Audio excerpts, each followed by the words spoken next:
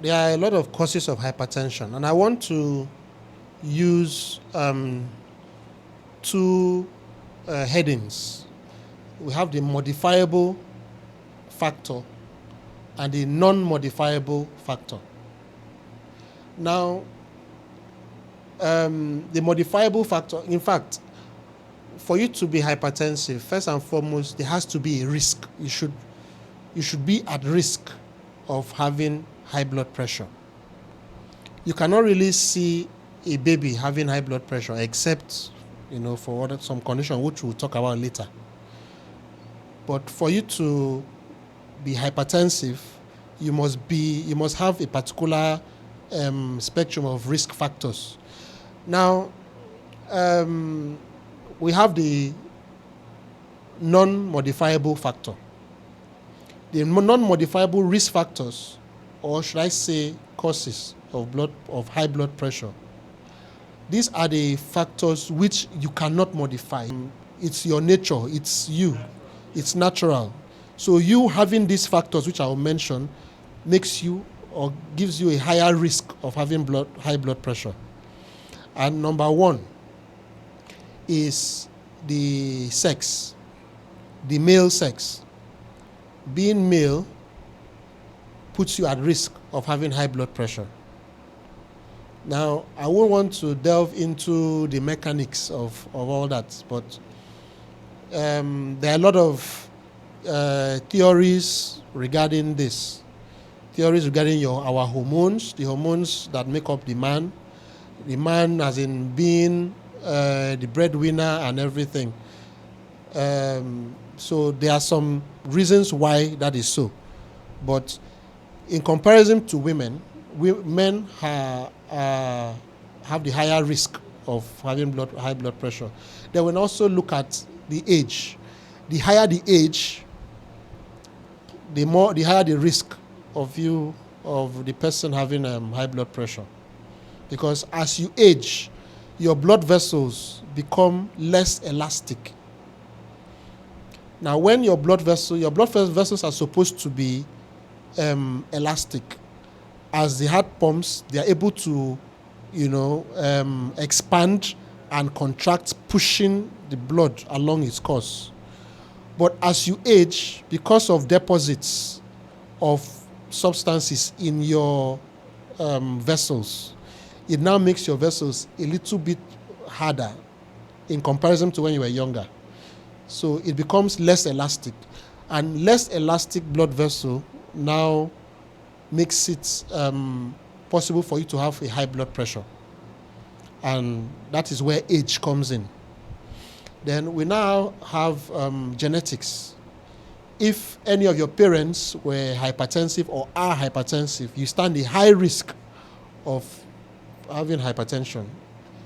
More often than not, if you are a man and your father was hypertensive, then you stand a higher risk compared to a woman whose father was hypertensive. Those are genetics, which we won't really want to go into. Then another factor is the African race.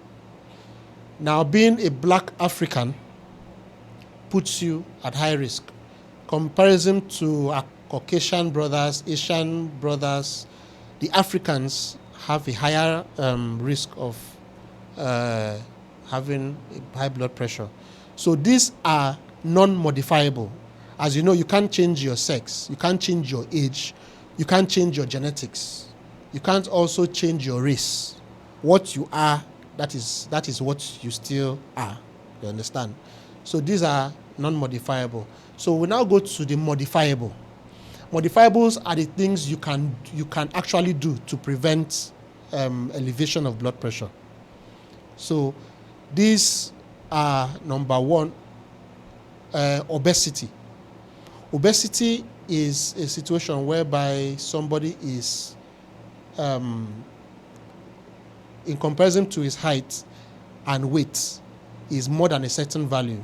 Meaning the person is I won't want to use fat. I want to put, should I say, plus size. The person is on the big side.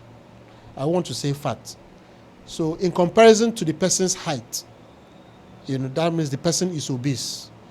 And this is done by what is called BMI, basal metabolic index. Basal metabolic index talks about is a factor of your height over your weight.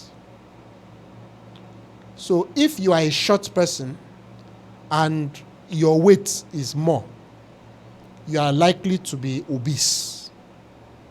If you are a tall person and you are fat, you may likely to be within normal range, or maybe just overweight. So it's a function of your height over your weight.